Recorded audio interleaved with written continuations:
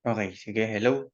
Ang nakikita ninyo sa ating screen is an example of series parallel circuit.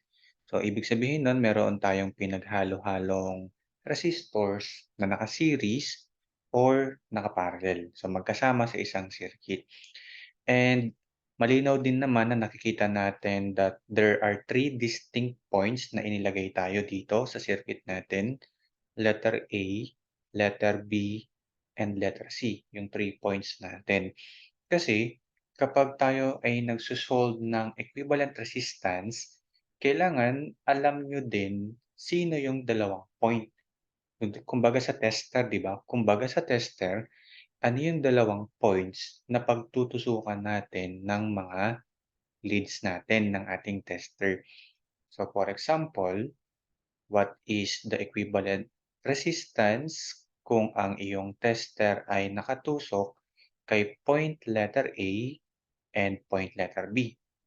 Iba ang equivalent resistance na masusukat kung ang inyong tester ay nakatusok naman kay point A and kay point C.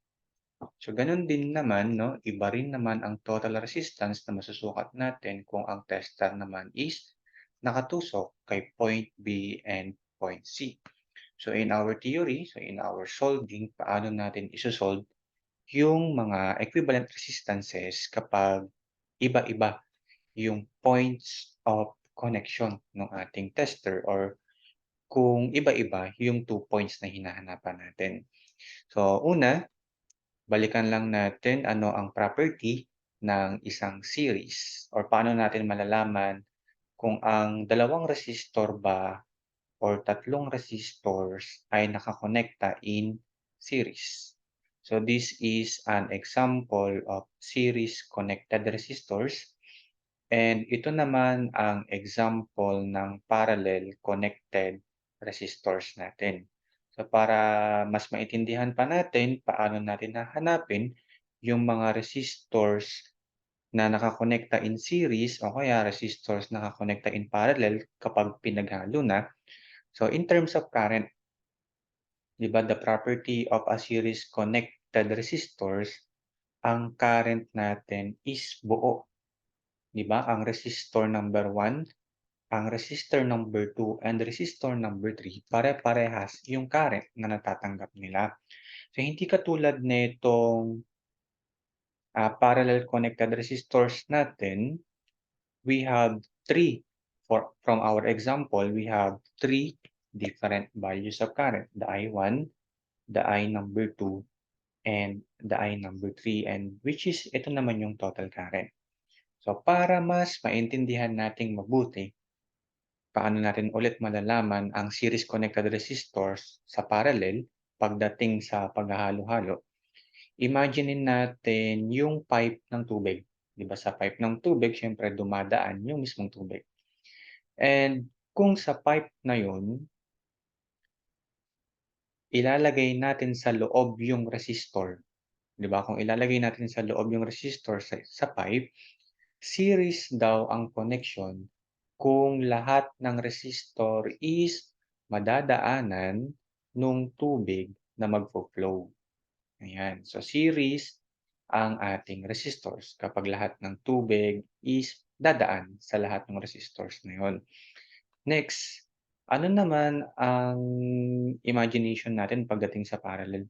So, pagdating sa parallel, parallel ang connection kung ang tubig ay mahahati. Diba? Mapapansin natin, this is our source. So let's say this is the total number of the water. Yung water na to nakakita ng point na to na merong dalawang butas yung pipe. Diba? Merong mapupunta dito and also merong mapupunta doon. So that is the time na iisipin ninyo parallel ang connection. No? Pinag-usapan lang muna natin dito series and parallel, iba pa yung delta and Y connection, 'no. So, series and parallel na lang muna. So, ayan, 'no, and pagdating dito sa point na 'to, makikita niyo ulit itong tubig na 'to, 'di ba, nung nakita niya 'tong dalawang butas, siyempre mahahati ulit siya dito kay I2 and kay I3. So, why not why not isipin na lang natin, why not tanungin niyo na lang yung sarili ninyo, series ba yung resistors, 'di ba? Para masabi natin na series, ayun nga, magkatabi sila or in our imagination, lahat ba ng tubig, lahat ng kuryente dadaloy sa dalawang or sa tatlong resistors na yon. So that is our technique na lang 'no, hanapin ang series 'no.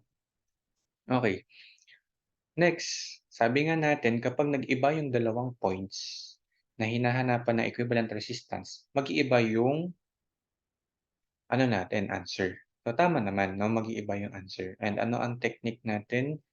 Kung sino ang nasa pagitan, kung sinong resistor ang nasa pagitan ng dalawang points na yun, dapat siya yung kahuli-hulihan ninyong maisi-simplify.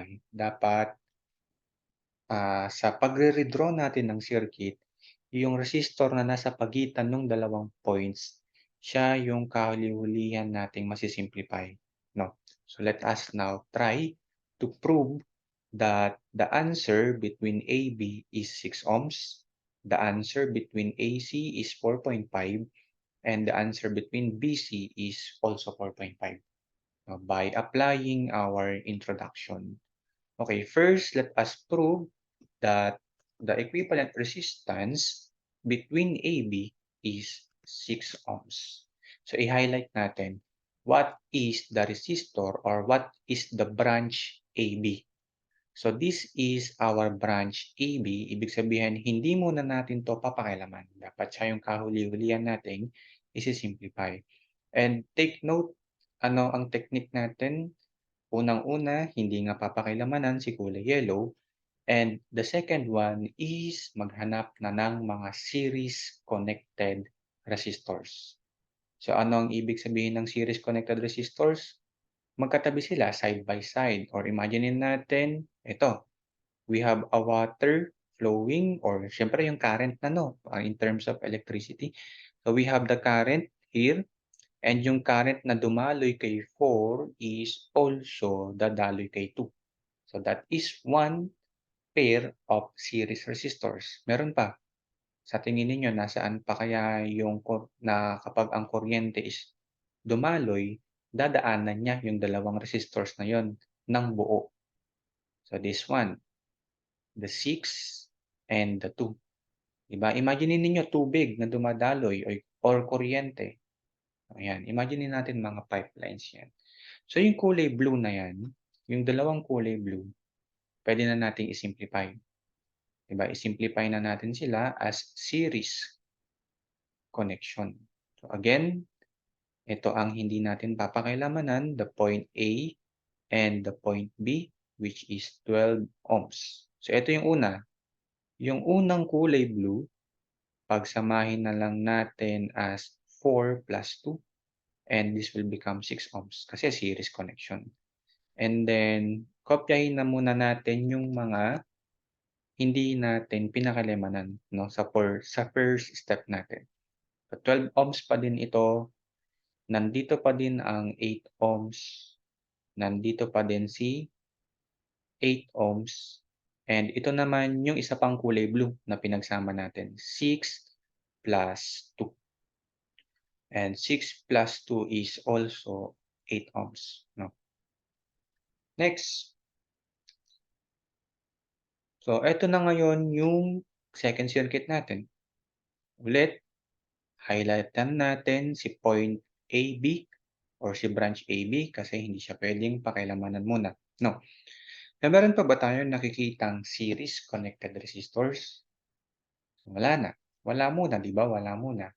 So next, ang gawin natin, let us try to look for parallel connected resistors. So paano natin masasabi na parallel connected yung resistors natin? So eto lang. Ganito lang, no? If this is our upper point and this is the second point, let's say ito, resistor yan. And another one, resistor din to. So we have letter A, B, and then letter A, B. So kung merong ganitong connection, that is a parallel connection. Tama? Kasi, imaginein pa din natin, ibalik pa din natin yung technique natin, yung sa tubig. So if this is our pipe, no, kung ito yung panggagalingan ng tubig and si tubig makakakita ng dalawang butas sa point na 'to, mahahati siya, 'di ba?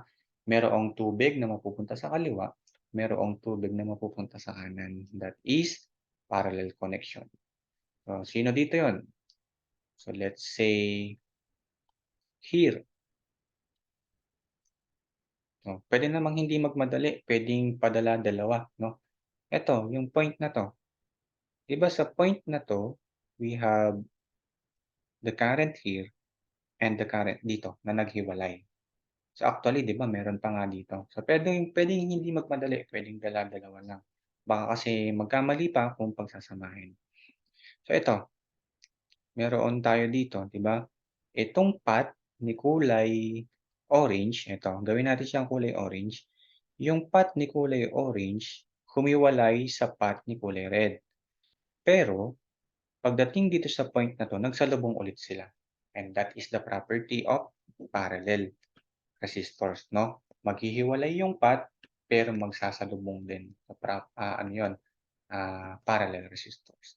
So i-highlight natin ulit ng kulay blue yung isi-simplify natin. Ito, we have the parallel 8 and a parallel na 8 din naman, 'no. Next, so I think wala pa. So ayun muna, simplify natin. So nandito pa din si kulay dilaw, si letter A and si letter B. So this is 12. And then ngayon 'di ba hindi na muna natin napakailaman si 6, ito si 6 ohms. Tapos ito naman si 12 ohms, hindi pa rin natin nagagalaw.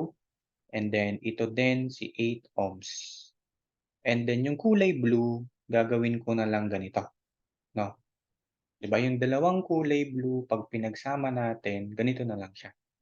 And this is the parallel connection of 8 and 8. So what is 8 and 8? 'Di ba 8 raised to negative 1 plus 8 raised to negative 1 raised to negative 1. So alam naman siguro natin na ganito yung solution natin kapag getting the equivalent resistance of parallel. So 8 inverse plus 8 inverse raised to negative 1. So the answer is 4. So 4 ohms ang ilalagay natin dito. So next, highlight ulit ng yellow yung AB, dapat siya yung huli. And sana sanay na tayo, no? We can see that the 8 ohm resistor and the 4 ohm resistor are connected in series. Tama? Kasi di ba, imaginein ulit natin si tubig sa pipeline natin, lahat ng tubig na dadaan kay 8 ay dadaan din naman kay 4. So, madali na lang natin itong simplify kasi series naman. So, ito pa din yung kulay dilaw, si point A and point B, so 12. Tapos ito naman si 6, ito pa din yung 12. And then ang nangyari 'no, eto yung dating triangle natin, simplify na lang natin na ganito, 'di ba puwede naman nating i-stretch 'yan. So naging ganito na lang, and 8 plus 4 is 12. Next, let us now look for a parallel circuit. 'Di ba parang nagsasalit-salitan lang, after natin naganap ng series kanina, sumunod si parallel. Tapos naganap ulit tayo ng series dito. And then, hanapin naman natin ngayon yung parallel. Ito, di ba? At the point letter B, there is the junction ng dalawang 12 ohm resistor. So, meaning, parallel sila. So, ito, parallel circuit. So, parallel circuit yan. And ang mangyayari, nandito pa din si point AB, 6. Nandito pa din si 6. And itong dalawang kulay blue, no? Ito, yung dalawang kulay blue. So, sa ating video, ang technique natin is yung blue, yung pine-perform natin. Magiging single resistance na lang. And what will be the value of this single resistance?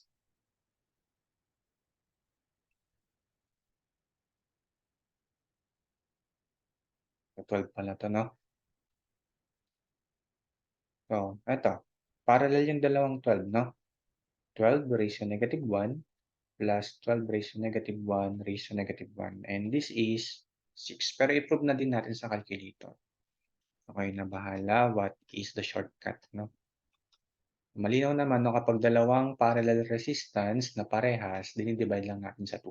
So 6. Halimbawa eto dalawang 8 kaya 4. So ito naman is 6. Take note pa din of the kulay yellow, so dapat siya yung kalihulihan 'no? So next, nakikita niyo na simplify na natin yung circuit. So hindi muna natin titingnan si kulay yellow and ang nakikita natin dito is that si 6 at saka si 6 connected in series na 'no, by imagination natin sa water.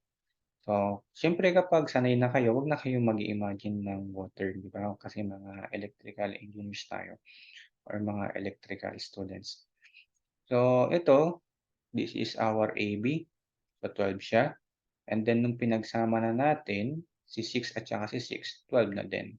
And then finally, so siguro sanay na kayo 'no, sa shortcut natin kapag dalawang parallel resistors na parehas, 6 pa din.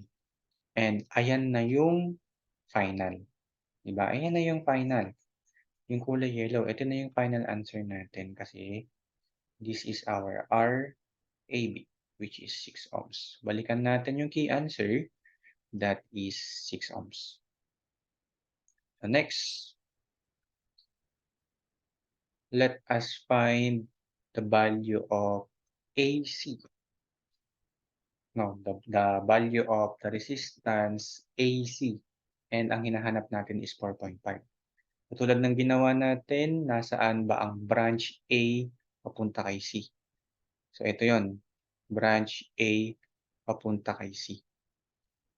Ibig sabihin, mamaya na natin pakialamanan or mamaya na natin i-simplify yung nasa branch AC. So actually pwede naman 'di ba, 4 plus 2. Pero sige manatili na lang muna tayo sa technique natin na gano'n, na hindi muna papakialamanan yung branch na nasa pagitan ng dalawang points na yun. Sige, hanap tayo ng kulay blue na ipe-perform natin. First, let us look for series connected resistors. Ito, ano ng value na itong isa? 2 ohms. So the 2 ohms and the 6 ohm resistor. So ayun lang naman 'no, ayun lang naman muna ang nakita natin na series connected resistors. So actually etong 4 and si 2 puwede na 'to. Pero sige mag-stick na lang muna tayo sa technique natin na huwag mo nang papakialamanan 'no, yung nakadilaw. So this is 12 and then 12. So ang gagawin natin, si blue lang, 'di ba? Si blue lang ang nai-simplify natin. This is 8 and this is 8. And 'di ba ito puwede na natin siyang sabihin na ganyan, na pinagsama natin yung resistor na 'to. So this resistor is 6 plus 2 and this is 8. And then sana sanay na tayo, we can look now for the parallel circuit 8 and 8. 'Di ba kasi isang isang circuit lang naman yung sino-solve natin. So sana sanay na tayo 'no, na makita. So yung kulay blue, we have the parallel 8 tsaka 8 'no, kasi meron silang 2 endpoints, 'di ba, yung dalawang endpoints. Naghiwalay yung dalawang current tapos magsasalubong din doon. Parallel 'yon. Oh, eto, sige kulayan lang natin yung yellow na hindi natin pinapakialamanan. Si letter A and si letter C. So, wag papansinin si B, kasi AC ang sino-solve natin. So, this is the point A, this is the point C. So, sa dalawang points na 'to nandoon si 4 and si 2. So, by our simplification nandito pa din si 12, eto pa din si 12, hindi pa rin naman nagagalaw si 8. Eto 'di ba, hindi pa rin naman nagagalaw si 8 na 'to. And yung dalawang kulay blue na sinimplify natin kapag tinotal, eto na siya. And that is 4, tama? Shortcut natin, kapag parallel circuit na parehas, eto yung dalawang blue kasi na 'to parehas 8. So the answer is nakalahati nung value nila. Pero sige i-prove pa rin natin 8 -1 plus 8 inverse and then inverse of the quantity, so 4. Next, highlight natin ito si bawal pakilamanan kasi AC ang hinahanap natin. And then 8, 4. Nakita ba natin? Iba kasi nagsasalit-salitan lang tayo, maghanap ng series, tapos maghanap ng parallel. Ito, after maghanap ng parallel, hinanap natin yung series. Si 8 at saka si 4. So, ito pa din, si bawal pakialamanan, si AC, 4, and then 2. Tapos, nandito pa din si 12. Ito pa din si 12. And then, etong kulay blue, pwede natin gawing ganyan, di ba? Pwede natin siyang sabihin na ganyan kasi pinagsama natin si 8 and si 4, naging 12. So, naghanap tayo ng series sa previous. So, nandito na ngayon yung parallel sa susunod. Di ba? Naghiwalay. Meron tayong point na naghiwalay. Si 12 at saka si 12. So, let us simplify our circuit. So, yung kulay dilaw pa din na itinitira natin. So, this is the yellow part, point A to point letter C. So, 4 and 2. Ito naman si 12. And then, finally, mamaya yung kulay blue, ito. Diba? Yung kulay blue nung sinimplify natin, ay ito na siya. And the value is 6 ohms. Diba? 12 raised to -1 plus 12 raised to -1 raised to -1. Prove lang natin. Pero sa susunod siguro, no, alam na natin kung bakit ganun yung answer. Kasi kapag parehas yung dalawa, tapos parallel, dinidivide lang sa 2. Basta dalawa lang tapos parallel. So, ito yon. Check nyo ito. Ito yung bawal pakialamanan. So, ano ang makikita natin dito? I think kasi pwede na to. Diba, between A and between letter C, yung dalawang kulay blue natin, pwedeng ito na. Diba, si 4 plus 2, tapos nakaparallel si 12 plus 6. So, para mas maintindihan pa natin mabuti, diba, this is the point A, pinagsama natin si 4 plus 2. And yung nasa taas naman, diba nasa taas na part, ang pinagsama naman natin is si 12 plus 6, and that is 18. So, meaning, our RAC, yung final answer natin, is kapag nag-parallel na si 6 at saka si 18. So, ang hinahanap natin is 4.5, di ba? 6 raised to -1 plus 18 raised to -1 and raised to -1. So, 4.5 ohms. Tama. And then lastly, point BC, 4.5 ohms din daw ang answer. So, sana nalilinawan na tayo on how to simplify or how to get the equivalent resistance between 2 points. So, depende kasi sa 2 points na babanggitin sa problem. And this is a basic topic ng EE. No, kasi dapat ma-master natin to bago tayo mag-proceed sa mga complex pa nun, single phase, three-phase circuits. So, for our final question, burahin natin si letter A, no? Kasi ang hinahanap natin is what is the equivalent resistance RBC. So, technique natin, sa pagitan ni B and ni C, huwag muna siyang papakialamanan. And then, once na alam na natin sino ang hindi papakialamanan, maghanap na ng series. Diba ganun naman ang lagi nating unang ginagawa sa topic na to. Mas madaling i-simplify kasi yung mga naka-series. So, meron bang naka-series? Madami. Eto, si 12, nung dumaloy yung kuryente kay 12, dadaloy din naman lahat kay 4, and dadaloy din naman lahat kay 2. Parallel, series circuit yon. And another one, so another pair, is si 6 and si 2 ohm resistor. So, yung dalawang kulay blue na yan, masisimplify na natin. No? Itong nasa kaliwa, so this is our point B, this is our point C. Sabi nga natin, no? hindi pa puwedeng pakilamanan si 12, 'no? Ang answer natin is 4.5. So, itong kulay blue sa kaliwa, puwede na siyang maging single resistor, and that is 12 plus 4 plus 2. So, 12 plus 6. And this is 18 ohms. Next one, itong part na 'to hindi pa, 'di ba? Hindi pa natin 'to nagagalaw. Si 8 ohms at saka si 8 ohms. Pero ito ulit, itong blue dito sa kanan, ito magiging single na lang siya, which is 8 ohms. So next, ito, check natin yung time na puwede kayong magkamali. Si 18 at saka si 12, so actually parallel siya, 'di ba? Tama naman. Pero para hindi muna tayo malito, sabi nga natin, dito lang naman sa video na 'to 'no, kung gusto ninyong sundin, huwag muna natin ngang papakialamanan yung kulay dilaw, sa last part kasi natin. So since naghanap tayo ng series sa una, ang next nating hahanapin ngayon is yung parallel. Eto 'di ba, si 8 and si 8. So parallel si 8 and si 8. So ang isang characteristic ng parallel circuit is once na naghiwalay yung kuryente sa isang point, dapat magsalubong sila sa susunod na point. So parallel circuit sila. So ang mangyayari, so nandito pa din si 18, so hindi na muna natin ginalaw si 18 kasi nag-stick tayo sa technique natin. So actually puwede naman na kasi simplify. So this is the point B and C.